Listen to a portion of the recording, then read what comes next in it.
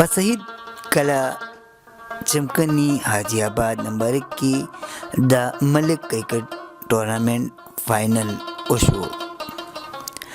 دا فائنل د اورګزی سټارز او د افغان 11 ترمنځ و. افغان 11 لومړی بیټینګ وکړو او په مقرره اورو کې یې 99 رنز جوړ کړل. په جواب کې اورګزی سټارز مطلوبه هدف پوره نه کړی شو او دغه شان دا میچ افغان 11 وګټلو. حاجی آباد نمبر 1 کې فائنل وشو. ملک صاحب د کور ودانې ښه انتظامیه پروګرامینګ نیولی و، ټورنمنټ هم ښه راغوستی و او افغان 11 ځاځی وګټلو او ماشاءالله ټورنمنټ هم ښه وشو، بیټینګ هم ښه وشو، بالینګ هم ښه وشو او انتظامیه هم ډېره ښه وه. نن د ملک ټورنمنټ ډېر ښه ټورنمنټ وشو. د 15 ورځو ټورنمنټ و او ډېر ښه ټورنمنټ وشو او دواړو ټیمو ته مبارکۍ ورکوم.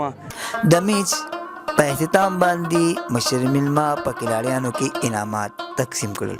نعمت سبحان، چمکنی ټي وي، چمکنی.